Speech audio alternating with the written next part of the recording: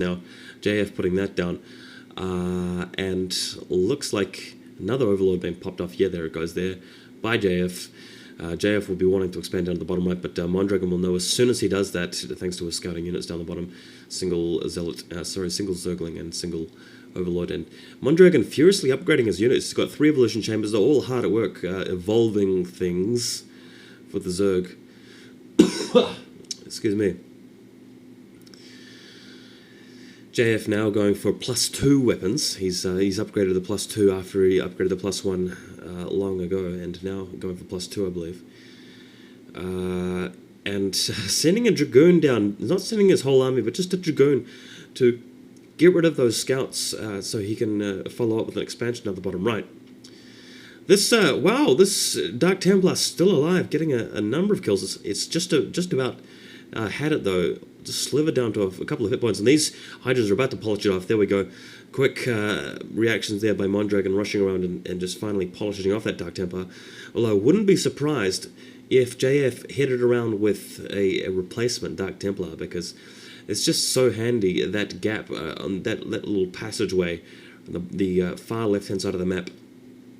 Units being transferred around there, and just it's very easy to snipe units coming and going with Dark Templars, so that's something that I wouldn't be surprised if JF just had another crack at. But Mondragon's got his lurkers very well spread out there. He's positioned them nicely, and he's got his units in reserve. This is good play against Protoss. It keeps you relatively safe, or safe as you can be from storms. And Defiler Mound going up, so Mondragon's got to hive tech. He's upgrading Defilers, and looks like JF is coming in for an attack just now. Battle lines have been drawn. Storms going off. As I mentioned, Storm's only hitting 1 lurker at a time thanks to the really good positioning from Mondragon, but it's still going to be tough. Massive blanket of Storms just ripping apart the Zerg. There's a huge, big field of blood there, and Mondragon, I'm not sure if he wants to commit too many reserve forces here. He's just getting slaughtered. Lurkers coming in piecemeal and getting cut down by the Storms again. More Zerglings streaming in from behind, and this is good play. If you really, if you really want to use Zerglings against Protoss, make sure the Zealots have been taken up by the Lurkers first, and then stream in with the Zerglings afterwards, or mop up the Dragoons, and possibly any Archon swarming as JF was attempting. So that was actually a nice piece of play by Mondragon. I quite like that, and a very committed attack by JF. Did a lot of damage, and now, of course, he's going to be fine to take the bottom right as he is right now. But, yeah, Mondragon hasn't really come through that with a lot of forces left over. He's rebuilding them now. He's taken the top left himself. He's got Defilers. He's still going for more upgrades. Soon he'll be +3 on everything. So good on him. And I'm expecting him, yeah, there's the 12 o'clock, so Mondragon's taking his side of the map completely. JF hasn't quite done that. He's getting his 4th base down the bottom right. He'll be going for the 6 o'clock before long, but he hasn't succeeded in pushing across the map, so looks like the game is fairly even at this point. I couldn't really pick the winner. I think JF is in a good position long term. He's got access to any kind of tech that he needs, really. Mondragon hasn't started on Ultralisks yet, so I'm feeling that JF's in a strong position, not in a dominant position by any means. There's a Dark Templar heading around to try and get that expansion. The Zerglings see it, just waiting for the Overlord to come in from behind. He's got that. He's got a big group of Zerglings. In the meantime, JF just pushing in, knowing that a few of those Zerglings are out of play, and Swarms going down. It's a very effective combination there. What he really needs to do is pick up those Lurkers and move them underneath the Swarms. Here they come now, a big group of Lurkers heading right under the Swarms. But wow, Storms and Swarms, very similar words phonetically. Storms just crushing everything in range, and very good counter to Dark Swarm, if you ask me, because Storms just obliterate everything under their area of effect after a period of time, and JF has really been using them convincingly, but he hasn't broken through into Mondragon's side of the map, and that is important. A Dark Templar, what is that Dark Templar doing still alive? It's managed to creep around, and if Mondragon's not careful, that Dark Templar is going to inflict even more damage at the top left. In the meantime, even more upgrades coming through for and more Dark Templars as well coming through for JF, adding to his gateway count. He's able to really power those gateways well with his extra bases, and we'll be seeing him take the 6 o'clock before long. And once it's even bases, Protoss really have definitely a strong chance to win unless the Zerg player is really built up on gas and really saved up for a lot of Ultralisks and Zerglings and so forth. And there's the 6 o'clock now. It's only a matter of time before JF really gets a lot of economy rolling on that 6 o'clock. And a Dark Archon, one of my favorite units. I say this time and time again. I'm sure you guys have seen my Protoss versus Zerg commentaries where I just tell you guys how much I love the Dark Archon. By the way, another robotics facility going down. That can only mean one thing, and that's Reavers. Very good idea. This map's not bad for Reavers. You can actually just walk them, shuffle them across the map without needing shuttles in some situations. Shuttles, of course, ideal for the Reaver, but not necessarily. Not necessary if you've got your robotics facility nearby. But initially, though, he'll probably be using those Reavers for defense purposes rather than attack, making sure he keeps his expansions alive because they're going to be crucial to him winning this game. Very nice unit composition. Really nice. He's got a number of observers. He's got plenty of Dragoons and Zealots. He's got a couple of Archons still sitting around. Maybe, I'm not sure if he's got quite enough High Templars, but he's certainly got some. And he's going to need at least a few for Storms. And that Dark Archon really ices the cake very well. And probes being transferred over.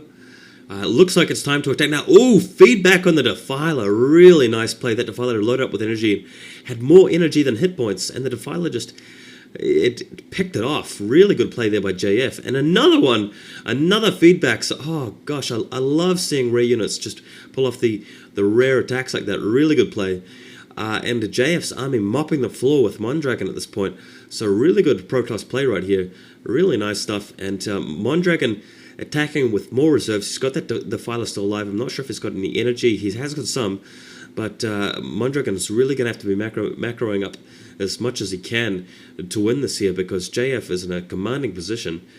All he needs is some more Zealots, in my opinion, because, he's having to retreat. He knows that he can't really commit the Dragoons any longer because those Zerglings will just reappear. They're so easy to replenish. And once he surrounds the Dragoons with... Zerglings, that's going to be it. Still just getting over that cold, guys. And the Ultralisk Cavern upgrading speed first. I'm not sure if he's already upgraded armor, but I don't think he has. So Mondragon really desperate to get some Ultralisks on the field. He's heading around with a small group of Cracklings. Well, I'm not sure if I could call that a small group of Cracklings. It's a reasonable sized group of Cracklings and a Defiler. I can bet he's heading to the 6 o'clock. Swarm goes down, and the Zerglings can head into the gap. I think the building placement for JF is really good here because it can't actually squeeze the Zerglings in under the Swarm because there's a Dragoon in the way, and the gateway gets rid of the rest of the space. So the Swarm just wasn't quite effective. Another Storm going over top of these lings, and although Cracklings are excellent against cannons, they're just dying so fast. That combination of like 8 cannons and a couple of Storms, plus the Zealots coming in from behind, and Mondragon taking the opportunity while JF's distracted on the bottom right to head in and to start smacking away at the natural expansion over here, taking out a Reaver with Zealots. Really nice play. It's always good if you can kill a unit like a Reaver with just Zerglings. That's a real bargain. But JF's army is looking really big at this point. Mondragon's got a number of Ultralisks, but they're only +3 armor at the moment. They need to be +5 really to stand a better chance against this big Protoss force. And he's only a quarter of the way through the armor, so just not fast enough. Mondragon is forced to commit now because if he doesn't, at 12 o'clock's going to be toast. And another feedback on the Defiler. Really great play there by JF, just running back from the Dark Swarm as well. Looks like the Ultralisks being popped like flies, and a number of Archons being morphed here. More Ultras coming from behind, but look at those Reavers. Had 3 Reavers. He's got an excellent combination. We'll call that a combination. I had a better word for that. A compilation, maybe. It starts with a C. Composition is the word I was thinking of. Composition. And JF is free to take out the 12 o'clock, so that's going to be dead. Looks like Mondragon is just pushing through the center of the map with a group of Ultralisks and Zerglings. Not a very large group. He's just waiting for reinforcements now, but he's going to head straight to this mineral only, picking off a lone High Templar, so sorry High Templar, and this should be able to take out the mineral only. But ouch, Storm's going down all over those Ultralisks and a Reaver and backup. Wow, Mondragon's leaving the game. Didn't even take out that expansion, so Mondragon has been beaten soundly here by the end of it.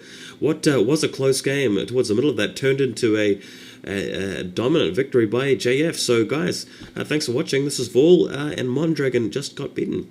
So I'll bring you another game shortly.